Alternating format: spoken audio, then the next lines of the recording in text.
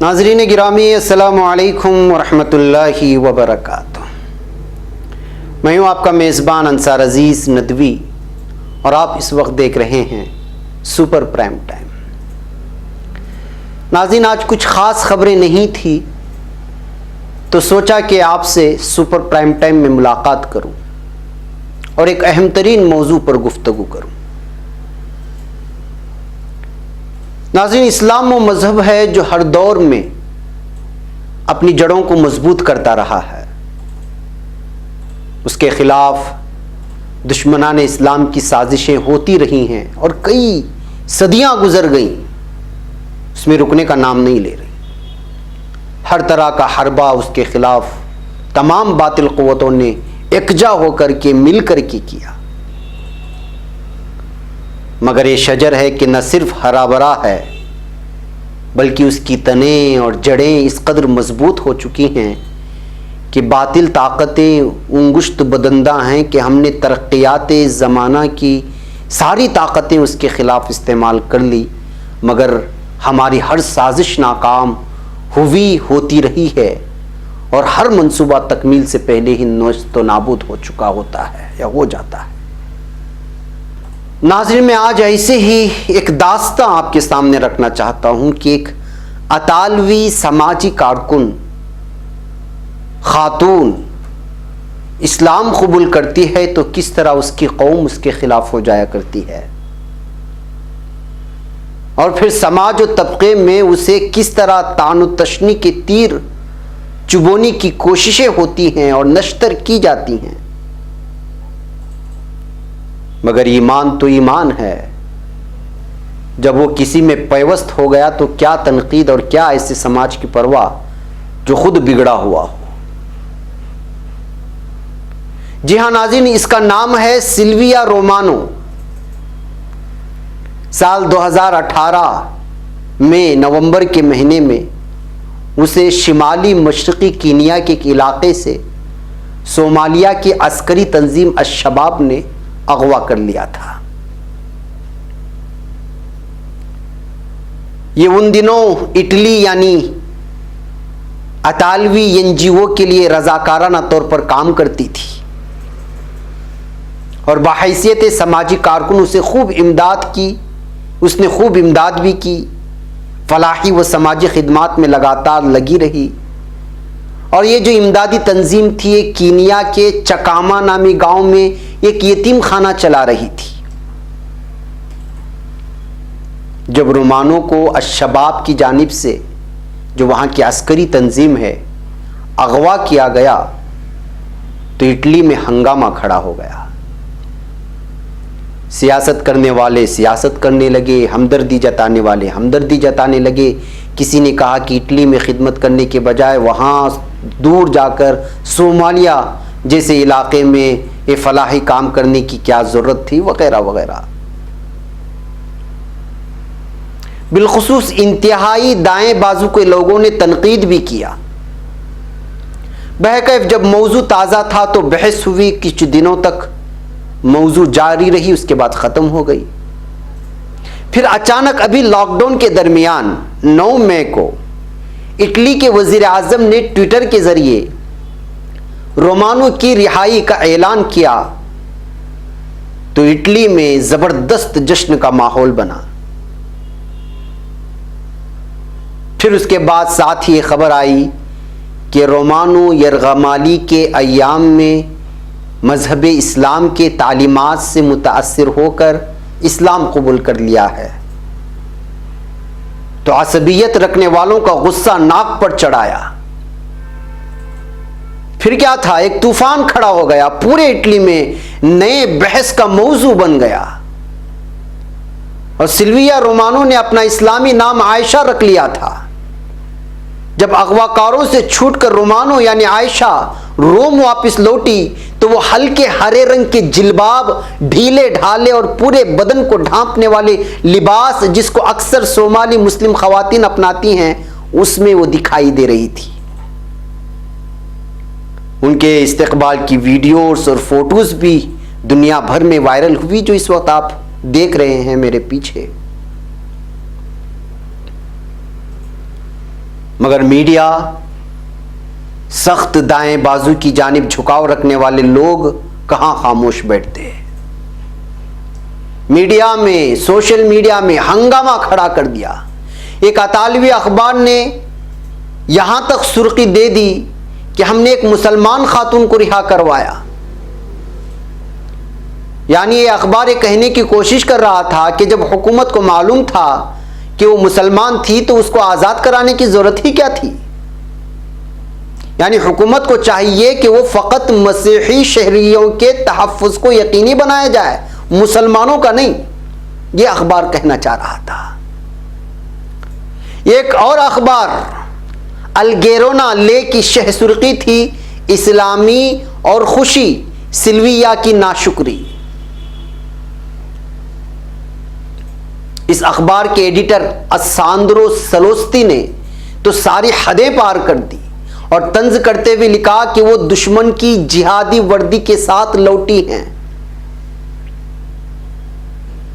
یعنی جلباب کو، نقاب کو یہ اخبار جہادی وردی کہہ رہا تھا، اور اس نے لکھا کہ یہ تو بالکل ویسا ہی ہے جیسا کوئی یہودی اذیتی مرکز سے نازی لباس پہنے واپس لوٹے۔ جملوں کو کس طرح سے اختیار کیا ہے، اس پر غور کریں ناظرین۔ یعنی اس نے زہر اگلنے کی پورے حدیں پار کر دی تھی۔ جس طرح عالم بھر میں اسلاموفوبیا کی شکار لوگ ہیں، اسی طرح اٹلی میں کئی سخت عصبیت رکھنے والے سیاستدانوں نے اس کی خوب ترویج کی۔ ماتیو سالوینی نامی ایک سائنسدان نے بیان دیا، سیاستدان نے بیان دیا کہ مسلم دہشت گرد اس طرح اسلام حجاب اور تبدیلی مذہب کے ذریعے یہ ثقافتی لڑائی جیت گئے۔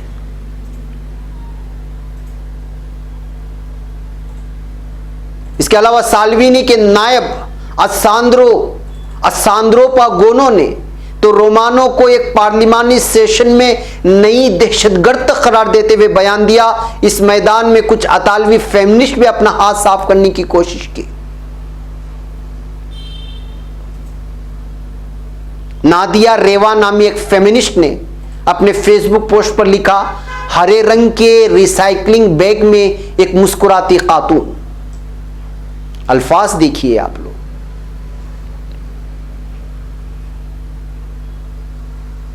اس نے رومانو کے لباس کو مردوں کے غلبے کی علامت قرار دیا۔ ایک طرف یہ تو دوسری جانب رومانو یعنی عائشہ کا دفاع بھی کیا گیا۔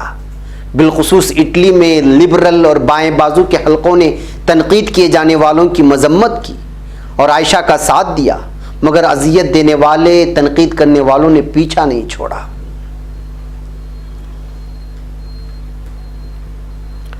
بہرکیف ناظرین، رومانو یعنی عائشہ نے اٹلی میں اپنی آزاد زندگی کو چھوڑ کر صومالیہ کے ایک علاقے میں یتیم بچوں کی کفالت اور ان کا خیال رکھنے گئی، اغوا ہوئی، اسلام کی روشنی نظر آئی اور پھر اسلام کے آغوش میں آ گئی۔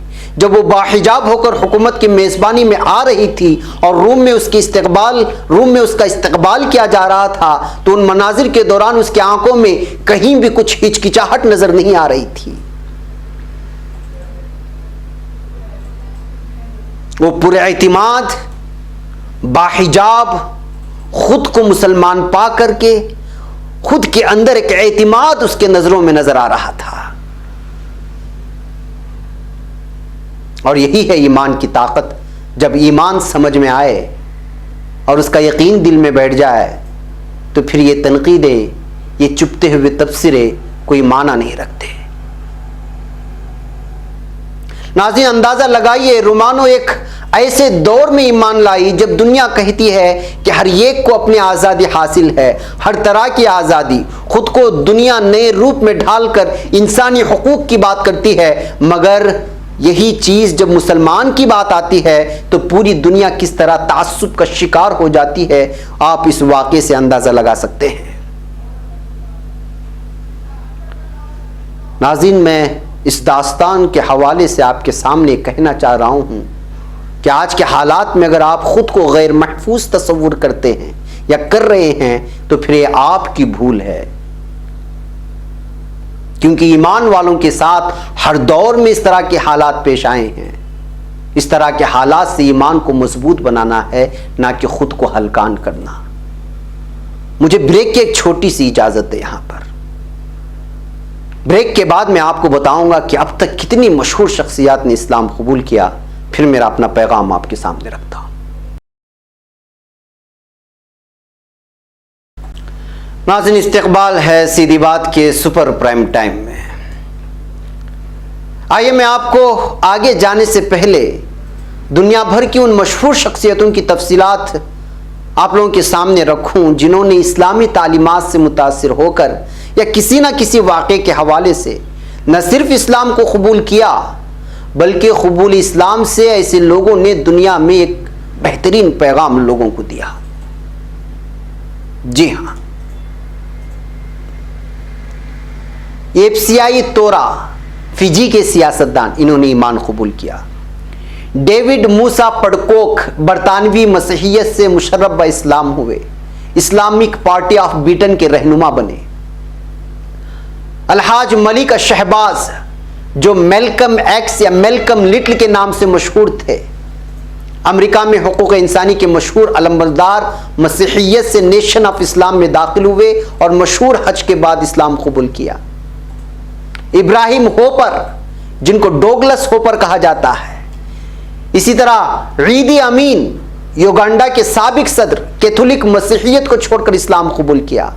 آیاسو پنجم ایتھوپیا کے سابق شہنشاہ، یوہان وون لیئرس محمد نجیب کے مشیر، خالد ایڈورڈ بلیئر انگریز وکیل، اردن کی شہزادی بدیہ سے شادی کی اور اسلام قبول کیا۔ عمر بونگو گیبون کے صدر، سبرینا دیرونی یا ویرونی اطالوی اٹلی کے شہر ڈریزو میں برقع پہننے پر لگائے گئے 80 یورو کے جرمانے پر دنیا بھر میں اسی وقت مشہور ہوئی۔ اس واقعے نے اطالوی سیاست میں بھونچال پیدا کر دیا تھا۔ اسی طرح ٹوئے کوئٹو کیرڈیلی سعودی عرب کے لیے سابق اطالوی سفیر، تھامس ہیڈون جو نیوزی لینڈ سے تعلق رکھنے والے ایک مشہور وکیل اور حکومتی مشیر تھے۔ یوسف الخطاب جن کا نام یوسف کوہن بھی ہے، یہودیت کو چھوڑ کر بیوی اور بچوں سمیت مشرب با اسلام ہوئے۔ مراد ہوفمین مسیحیت چھوڑ کر اسلام قبول کیا، جو سابق نیٹو عہدیدار تھا۔ عبد الکریم عبد الجبار امریکی سابق فٹ بال کھلاڑی، شیرمون شاہ جن کو کہا جاتا تھا۔ احمد سانتوس سابق امریکی باکسر۔ اینتھونی منڈائن آسٹریلیا کے باکسر اور سابق رگبی کھلاڑی۔ Bernard Hopkins boxer. Bruno Metsu سال 2002 فٹ بال ورلڈ کپ میں سینیگال کی کوچنگ کرنے والے فرانسیسی تھے۔ برونو میٹسو انہوں نے بھی جو ہے اسلام قبول کیا۔ کرس یوبینک باکسر۔ ڈینی ولیمز برطانوی باکسر۔ ڈیوائٹ محمد قوی باکسر۔ فرینک ریبری مشہور فرانسیسی فٹ بالر۔ کریم عبد الجبار لیوا ایلسینڈر امریکی ریٹائر باسکٹ بال کھلاڑی اور NBA کی تاریخ کے سب سے کامیاب کھلاڑی۔ محمود عبد الرؤف جن کو کریس جیکسن کہا جاتا تھا، امریکی ریٹائر باسکٹ بال کھلاڑی تھے۔ میتھیو سعد محمد سابق باکسر تھے۔ محمد یوسف جن کو یوسف یوحنا کہا جاتا ہے، پاکستان کے کرکٹ کھلاڑی، مسیحیت چھوڑ کر مشرب با اسلام ہوئے۔ محمد علی قلعے KCS قلعے جن کو کہا جاتا تھا، امریکی مسیحیت سے نیشن آف اسلام اور پھر سنی اسلام میں داخل ہوئے۔ مصطفیٰ ہمشو باکسر۔ نیکولس اینلکا فرانسیسی فٹ بالر۔ فلپ ٹروزیئر فرانس سابق فٹ بال کھلاڑی اور جاپانی فٹ بال ٹیم کے ٹرینر۔ رشید والز امریکی باسکٹ بال کھلاڑی۔ طارق عبد الواحد فرانسیسی باسکٹ بال کھلاڑی۔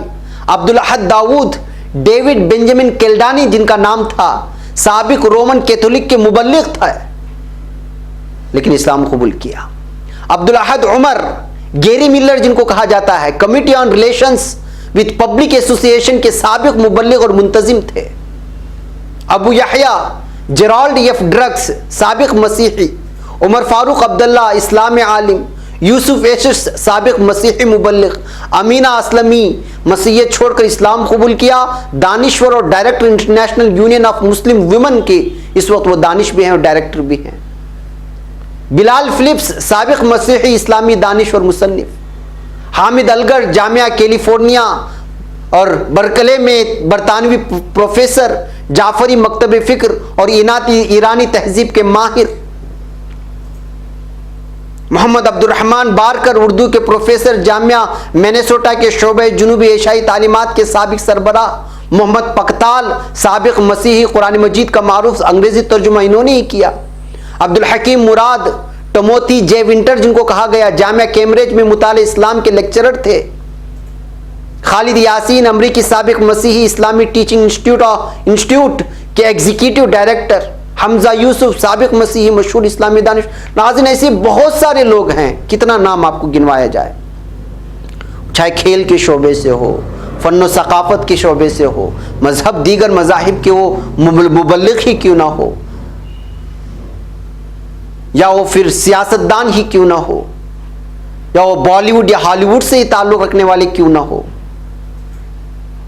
یا وہ گلوکار ہی کیوں نہ ہو، مختلف مغربی ممالک کے ہو یا ایشیائی ممالک سے، کئی ہزاروں نام سامنے آتے ہیں جنہوں نے اپنی پسند سے اسلام قبول کیا۔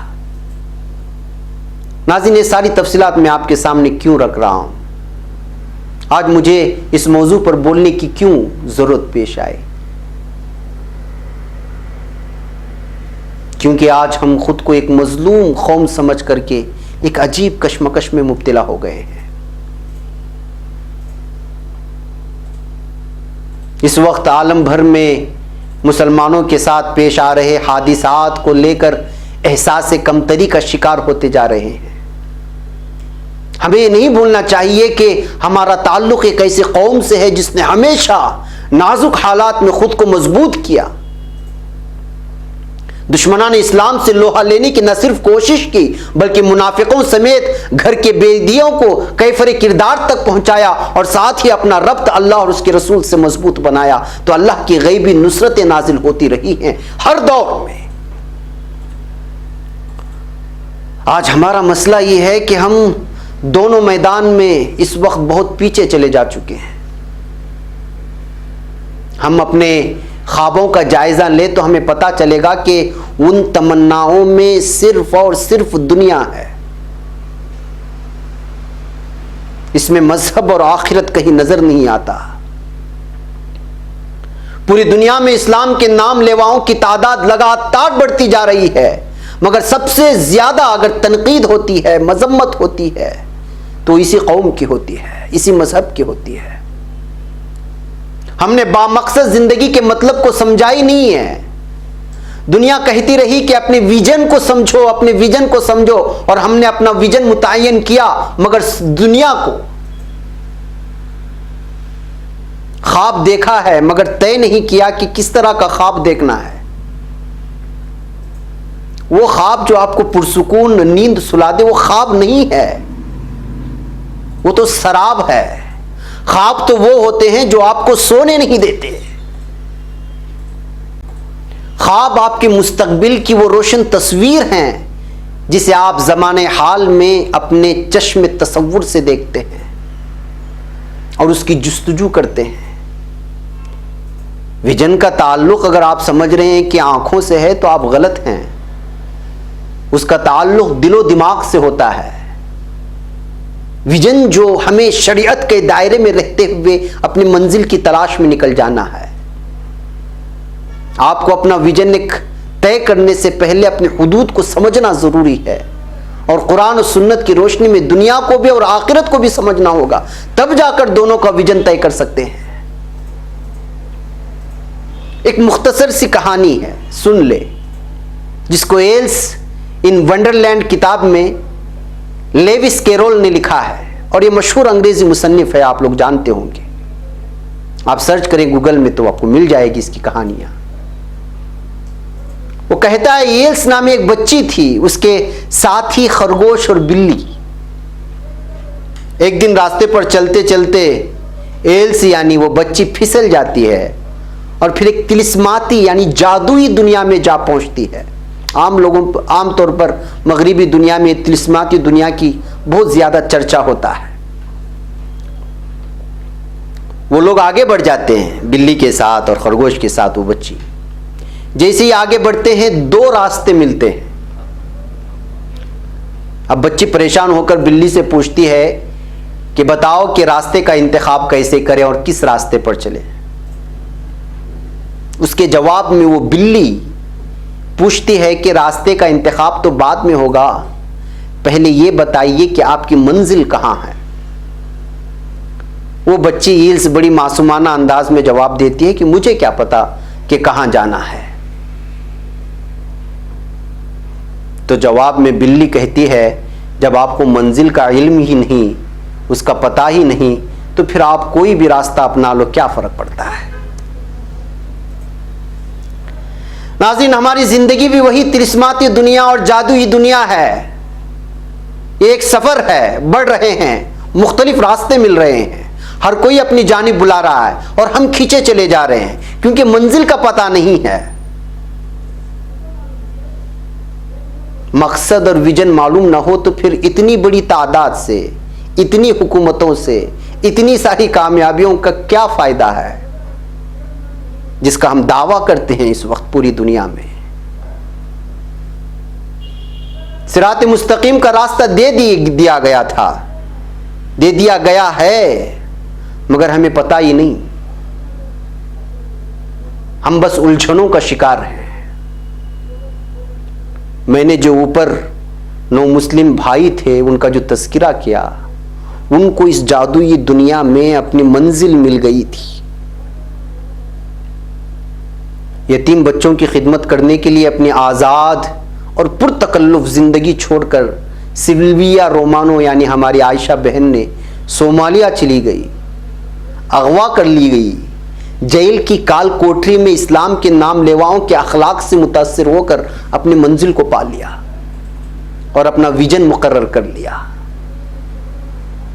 اسے اب کسی کی پرواہ نہیں تھی، نہ حکومت کی، نہ تنقید کرنے والوں کی، کیونکہ اس نے اس کال کوٹری میں ویژن کے اس روشنی کو دیکھ لیا تھا جہاں صرف اپنے پالنہار کی رضا اور ناراضی ہی کوئی معنی رکھتی تھی، کسی اور کی طاقت نہیں، وہ چاہے روم کی ہی طاقت کیوں نہ ہو. تو ناظرین، آخر میں سوال یہ ہے کہ کیا ہم اس کو سمجھ پائیں گے، اس پوری داستان کو اور میرے چبھنے والے الفاظ کو؟ سمجھنے کی کوشش کریں اور مجھے اجازت دیں. السلام علیکم ورحمۃ اللہ.